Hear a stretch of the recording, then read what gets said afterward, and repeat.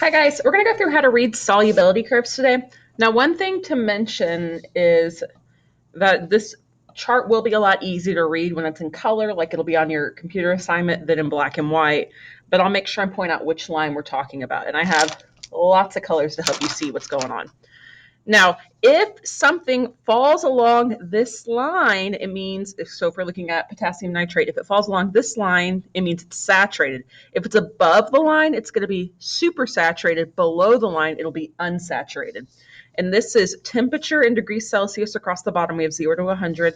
And then grams of solute per 100 grams of water on this side. Now, 100 grams of water is also equal to 100 milliliters of water. 1 gram of water is equal to 1 milliliter of water. So you might see that wording going back and forth. So this is our solubility chart. So let's start with the first one. So example 1 says a solution of potassium chlorate has 20 grams of salt dissolved in 100 grams of water at 70 degrees Celsius. Approximately how many more grams of salt can be added to the solution before reaching saturation point? So first thing we have to do is we have to figure out at 70 degrees Celsius, how many grams can KClO3, potassium chlorate, hold? Okay, and then once we have that number, we're going to say, so we have the 20 grams, we'll say that number minus 20 grams will tell us how many more grams it can hold. So let's look at KClO3, which is this line right here. And we're looking at 70 degrees Celsius. So KClO3 at 70 degrees Celsius, we're about here. So we're going to say, I'm going to say about 35 grams. We'll say that's about 35 grams. So 35 grams minus 20 grams means that I can have 15 more grams of KClO3 at 70 degrees Celsius before it reaches its saturation point. Any more than that, it'd be supersaturated. Any less than that, it would be unsaturated. Now, example 2 says a beaker containing 165 grams of sodium nitrate in 100 grams of water has a temperature of 30 degrees Celsius. So at 30 degrees Celsius, we're looking at sodium nitrate. Approximately how many grams of salt are undissolved in the bottom of the beaker? So we're looking at a supersaturated solution because we have undissolved in the bottom.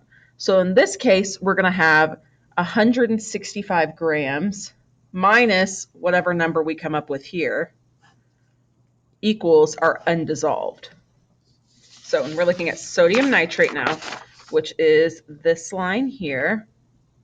And we're asked at 30 degrees Celsius. So at 30 degrees Celsius, sodium nitrate has about, I would say, 95 grams of solute.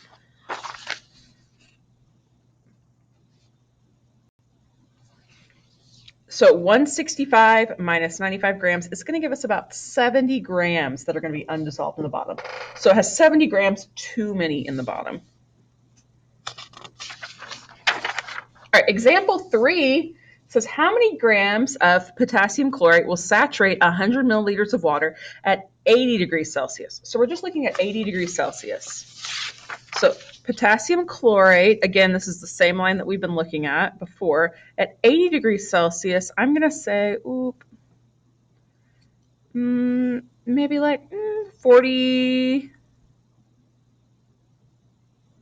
like 42 grams, more or less. So I would say about 42 grams of potassium chlorate at 80 degrees Celsius.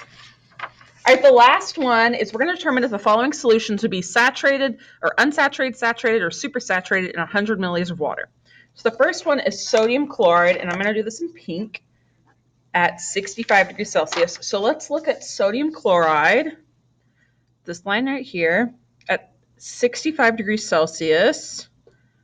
So 65 sodium chloride. It holds about maybe just a little bit under 40. So a little bit under 40. So 70 grams is, so we're saying it's about 40 grams. 70 grams is much more. So this would be supersaturated.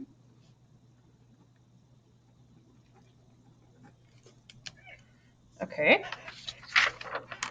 Now we're looking at potassium iodide at 15 degrees Celsius. Oh, you can't really see that color, can you? Let's do this color instead.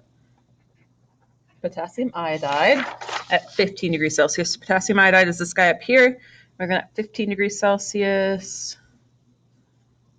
So that's about almost, well, it looks like it's exactly 140 grams.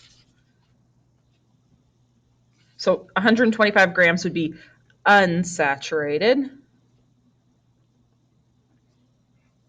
All right, 55 grams of ammonium chloride at 60 degrees Celsius. Let's do purple. Ammonium chloride. All right, it's the dark line here. And we're looking at 60 degrees Celsius. And it's saying, what do we say? 55 grams. I would say that's probably right on the money. So we're going to go ahead and say that's saturated or very close to being saturated. I mean, it might be just a little bit over or under, but I'm going to go ahead and say that's right on the money. And the last one, we have hydrochloric acid, HCl. And this one is at 80 degrees Celsius. Okay. HCl is this line right here. And we're looking at 80 degrees Celsius. So that would be about, we'll say 49, more or less. So 40 is less than 49, so we're going to say that's also unsaturated. So that is how you read your solubility curves. I hope this helps you with your assignment. I'll talk to you guys later. Bye.